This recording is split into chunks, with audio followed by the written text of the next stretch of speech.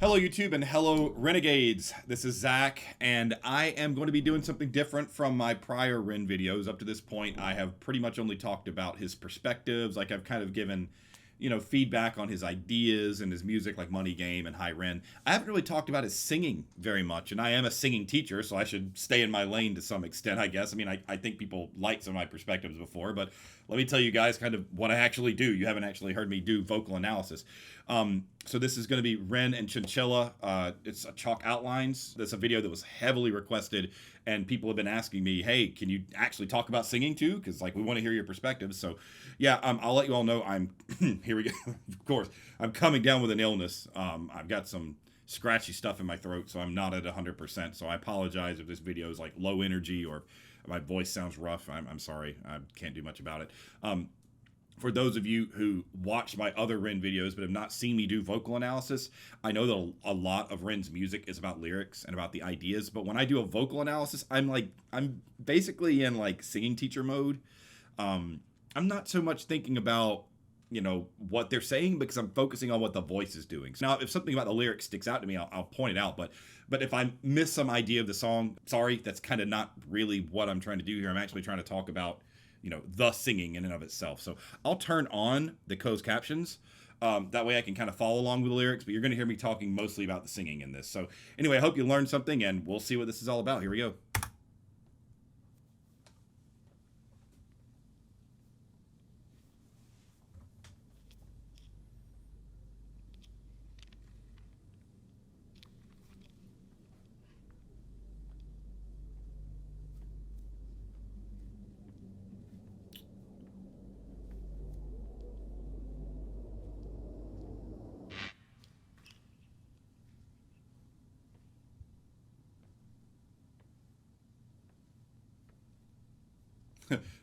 subtle gesture, like and subscribe. It's funny, that's funny. Like and subscribe, guys.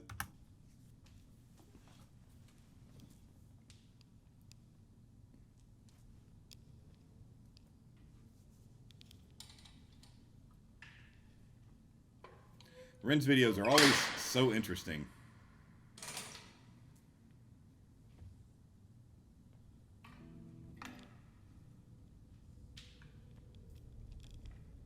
Single take type stuff. It's very cool.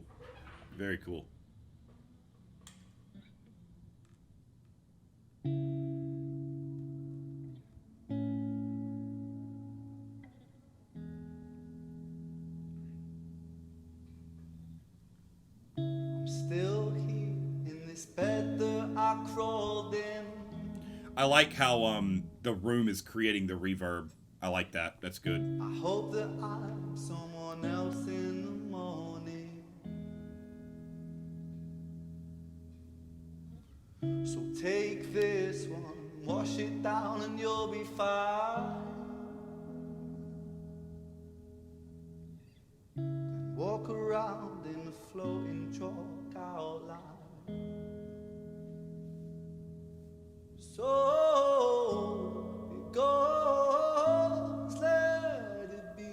It's got good O vowels. I'll talk a little bit more about it in a minute. Gallows, balanced on my toes so I can breathe. But little by little, bit by bit, I push it back down with a new habit. If not for long, just for a while, I'll bury myself with a great big smile. Okay, I'm gonna stop it here. I know that I probably cut in the middle of the chorus, but I have so many thoughts now that I gotta let them out, right? I gotta let them out. So, a few characteristics of his singing voice that are notable. And so, one of the people love to categorize voices, like is he a bass, baritone, tenor, blah blah. He's clearly in the more of a tenor type range. I would say that for sure.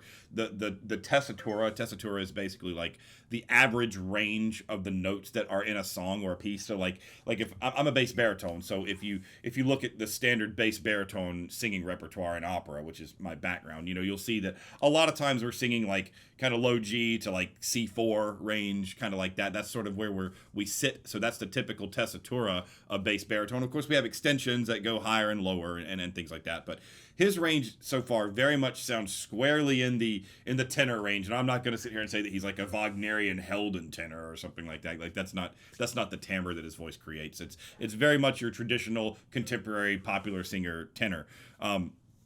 I really like his vowel shaping. Actually, it's a perfect screen cap here. You can see his O vowel here. He does a really good job of making his vowels vertical physically with the mouth. A big thing that I get on people all the time about my students, and when I talk about analyses of singers, I say this a lot. Like, you'll see this mouth shape go out wide like that. You'll see the kind of do this thing. I like to tell people, this is how I always teach it to my students. If you're an American football fan, they'll kick the ball through the field goal post, right? Well, I like to make the field goal post shape and put it on the sides of the lips and say, make sure that when you sing, your lips don't go out past the field goal post, because when you do that, you're kind of engaging extraneous facial muscles that you don't really need. Some people will say that, widening the embouchure will make the sound brighter, and it can do that, but there are ways to make the sound brighter other than just widening the lips and making your face look like a clown. You don't have to do that. So I really like how you can even see on this O, he's about to sing the word O, the lips are very rounded. He's dropping the jaw rather than spreading the mouth open. That's great. That's a sign of having good control over your embouchure and thinking vertically. And the reason you want to think vertically is because the whole vocal tract, this whole thing is kind of a vertically aligned thing. All the resonance is sort of moving vertically. So there's no reason to spread out. And if you spread your mouth open, what also happens is it changes the quality of the vowel. So if I just go, oh, and then if I make my lips go out to the side, oh, it's very hard to make a true O vowel. Oh, it's very, very hard to do if your embouchures are wide. So he does a good job of controlling his lip shapes here. He also has good legato, and I'm such a broken record. I talk about legato every video, but it's such a hallmark, staple, fundamental part of singing. Basically the notion of making a singular line of sound, and not having it all broken up like this when you sing. So when you correlate it to speaking, when we speak, our words kind of carry phrases, and we don't talk like this. Well, you should sing similarly. You should sing with an idea of a sense of line, because that's what allows the musical idea or the musical phrase to be the most effective. If you walk around talking like that, you're not going to be a very good communicator. And if you sing like that, some of the musicality is lost, because if there's a musical phrase, there's a melody written or something like that, you don't really get to see or feel or hear the contour of that phrase, because it's constantly being broken up by people separating the line. So that's why legato is so important. And he does a good job. He's had a couple, I'll show you another one when he does again. He's had a couple of really good examples of very nice legato. So good singer so far.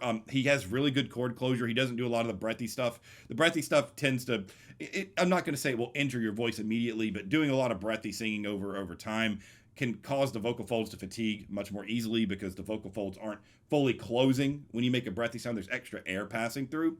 And so there's an uneven distribution of the amount of work put on the vocal folds when you sing breathy. So he does a good job of keeping good, stable chord closure. You don't hear that airy, breathy passage, that of sound. It sounds good. He's a good singer. Oh, mama, we trace ourselves in these chalk outlines. Nice dynamics. I really like that line. Trace ourselves. He kind of did that. It just got really soft at the end, like really nice forte down to this pianissimo sound. Good dynamic control. We trace ourselves. Nice. Yeah, that's super good. Super good control. That's I've talked about messa di voce a lot on this channel too. Messa di voce is basically an exercise that you do where, and I'm too sick to demonstrate it right now, unfortunately. I'm sorry. But you get really soft and gradually louder, and then gradually soft again, all on one breath and on a singular tone. And helps you learn to control your dynamics. Excellent dynamic control. That's an underrated facet of skilled singers, is their control of dynamics, because you got to think that when you're really loud to really soft, you're constantly controlling the air pressure, the amount of air pressure that you have coming from underneath the vocal folds. So it's not something that you can just wake up and do. It takes years of training to get really good at controlling dynamics like that. Really good. It allows for much more acute expressive capabilities as well, when you can go from a bigger sound to a smaller sound like that. Really nice. Chalk outlines. Oh, mama, oh, mama, erase ourselves in these chalk outlines. Good stuff. Yeah, so erase ourselves. You can kind of hear how it kind of flows. the line flows. That's an example of legato. Listen to this part again, and you'll hear. Listen to how the phrase kind of just, the words flow into one another.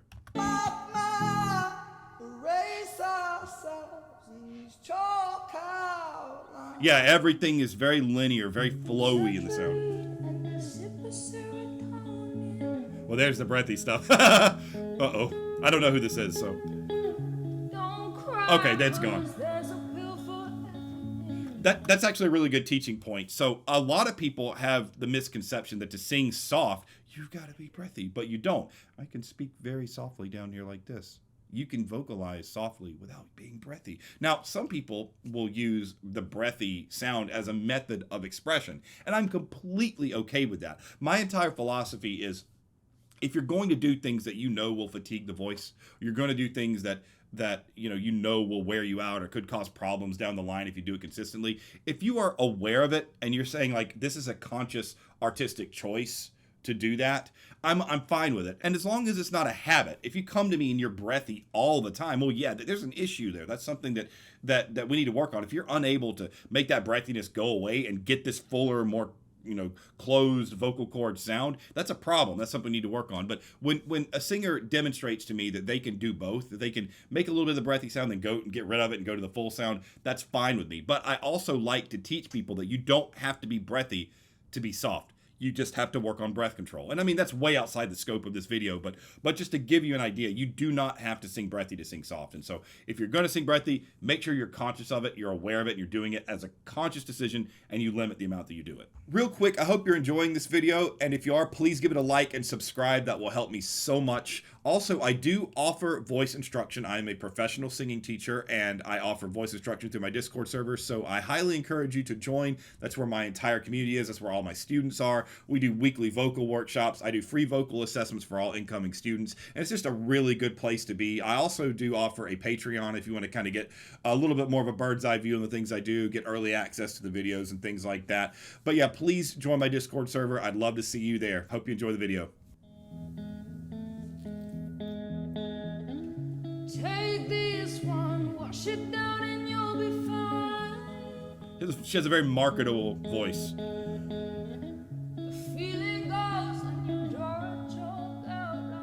Yeah, very marketable sound. It almost gives me like Adele vibes a little bit. She's very this is very much a sound, a commercial singing sound. Absolutely.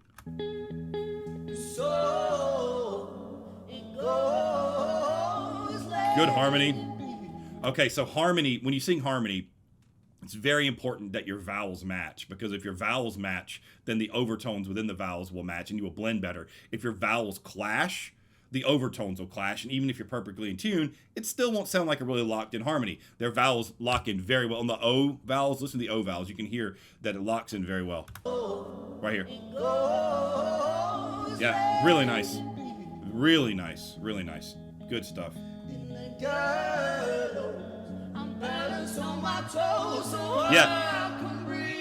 Yeah. Yeah, nice blend. Yeah, these guys are good. But little by little, bit by bit, I push it back down with a new habit. Wow, they're great. Not for long, just for a while.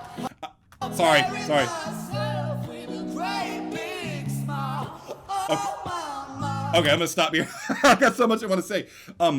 I love how what they're doing. They kind of have this. They both have this approach to singing that's like sitting on the edge. Like what I mean by that is they're in control of the sound, but the methods, the technique. You can see some of the like really hyper engaged sound, the kind of push sound. They're sitting on the edge of overdoing it, but they don't. They're like on that razor's edge, and they're both singing with that same level of intensity.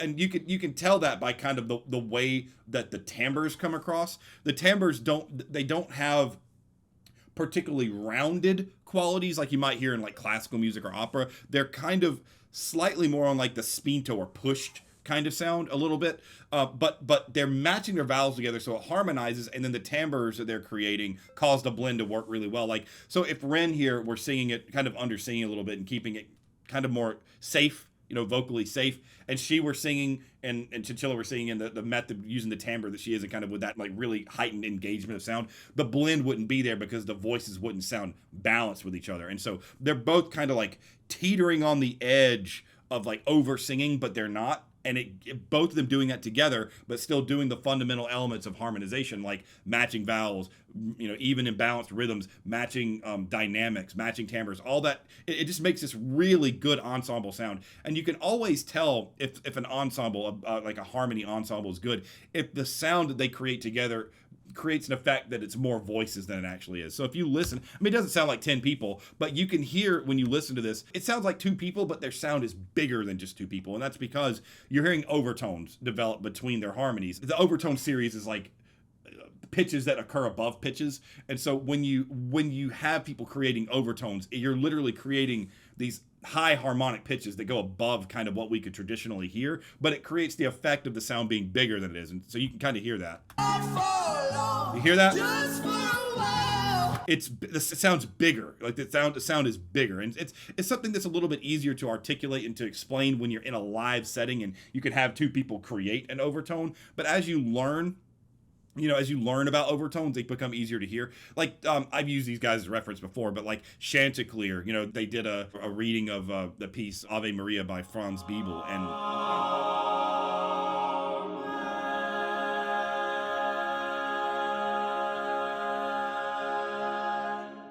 they just do these incredible vocal harmonies where you can hear all these overtones stacking, and you really get this sense that even though it's like 12 dudes, it sounds like 100. And so that could work on a micro scale with just 2 people like this is, and that's why it sounds bigger.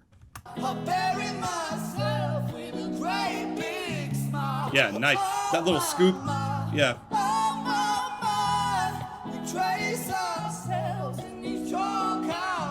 Yeah, great.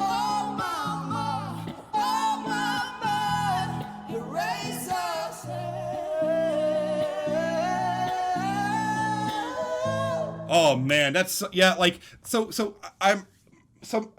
I listen to things from the perspective of classical, right? Because I'm a classically trained singer, and before I got into opera, choral music was my bread and butter. I was all about this stuff. So I tend to listen to harmony and groups of people singing from the perspective of a classical choral conductor, and so I have to sort of turn that off when I'm listening to this sound. What that does is it basically makes me sort of ignore some of the more like super precise things that you have to do in classical choral singing. Like, you always want your T's and your D's and stuff to be like dead on the same, stopping at the exact same time.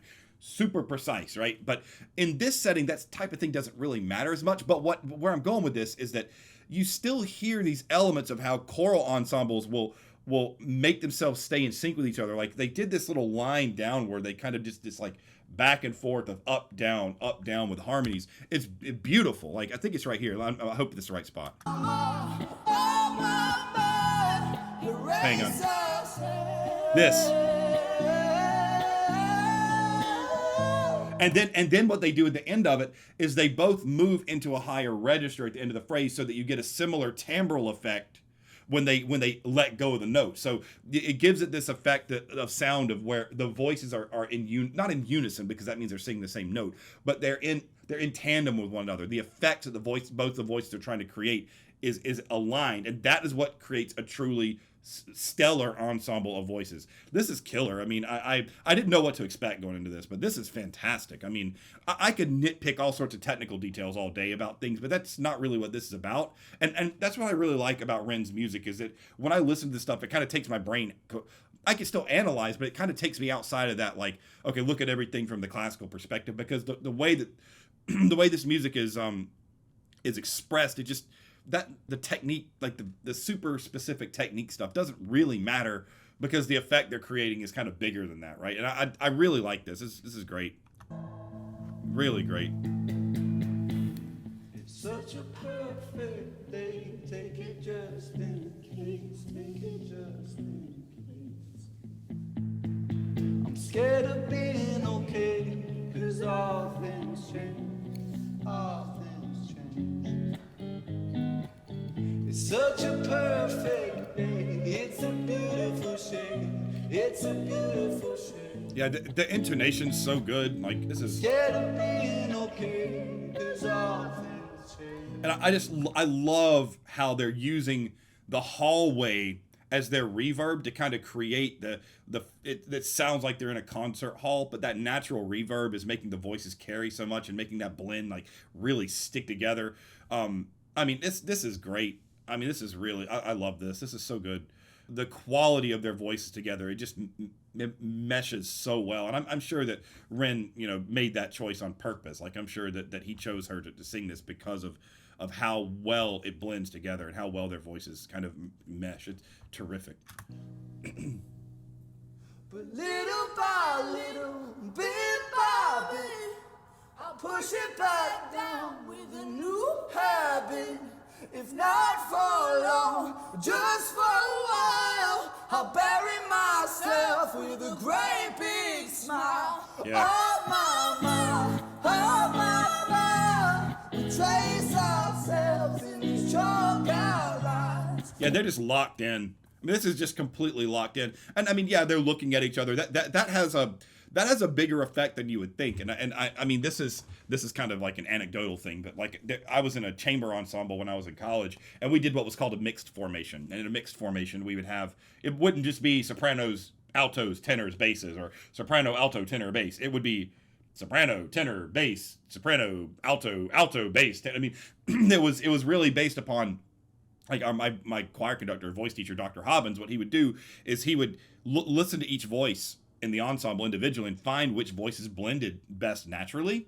And so we get used to singing your part independently. You didn't have the basses around you to kind of feed off of and rely on to hear your parts. You had to learn on your own, but you had people around you that your voice kind of matched with and blended with, so you could focus on making the blend more than you focused on, making your everything exactly right with the rest of your ensemble. And so what that would do is it would get you excuse me. Sorry, guys, I'm sick. I'm working on it here. I'm pushing through. What that would do though is it would let you get acquainted with the sounds of the people around you. And even if you're singing different parts, you can still look at each other and kind of see each other's mouth shapes and see each other's kind of where they're at with their singing. You could focus on the blend that you create with their voices. So these two are just completely locked in. They're looking at each other. They're watching each other. And there's an element of musical communication that occurs when you're in an ensemble with other people. And this is not pitch corrected. This is live. This is real. This is real time stuff. So this is not something that they're going to go back. I mean, maybe there's some elements of post-production on it, maybe balancing EQ, maybe something like that. But this is something that they're relying on nothing but themselves and the environment to create. And so you got to be locked in, and they certainly are. That's why this is so effective. Oh my, oh my. Erase ourselves in these chalk outlines. Excellent. Yeah, I mean, excellent. Ren this guy is so good. Like I have not watched any Ren other than his one little, like, he did like a little short speech video. I can't remember what it was called. Maybe it's his million subscribers video or something. But I don't watch any Ren until I talk about him here, because I know that part of this is me going on a Ren journey with all of you. And yeah, I mean, every time there's something new about his content, his material, that impresses me. And this, not only does he show that he has an incredible amount of vocal skill, not only does he have the ability to be expressive and have great dynamic control, and he's a good songwriter. And unfortunately, I only loosely understood the lyrics, so I was so focused on the singing. But like, there's so much going on in his musicality that he's got that going on, but also he has such an excellent sensitivity to writing music and knowing the right environments to put it into, and picking people that match with what he's trying to do, and creating singing and musical chemistry with the people around him, which is clearly what Chinchilla had here. They had that excellent musical chemistry, which is why it sounds so tight and it sounds so consistent, and it doesn't need to be pitch corrected, and it doesn't need to be tuned, and that stuff doesn't need to be there, because when you got good musicians that are locked in with what you're doing and you're all in sync musically, it sings itself. The music sings itself. So really impressive stuff. I hope that this is informative. I want to talk more, but honestly, my voice is I'm feeling it a little bit, so I got to stop. But if you did enjoy this content, please like and subscribe. You guys know the deal. And please, follow me on Patreon. And, subscribe there if you like. I do teach voice lessons. If you're interested in learning more about voice, join my Discord server, and that's where we do all that kind of stuff. Thank you all so much for your support. Renegades, you guys are awesome. Honestly, you all were what inspired me to boost my channel again, like to really get things going again. Because before I did High Ren, I was getting a little discouraged because my videos weren't doing very well. And when I made High Ren, I got such an incredible response from your community. It boosted me up in the algorithm, and everyone was so encouraging. You all made me feel so welcome. And since then, my channel has just been taking off. So I have you guys to thank for that. So thank you, Renegades, so much for watching. And we will talk more about Ren in the near future. Thank you, guys. Bye.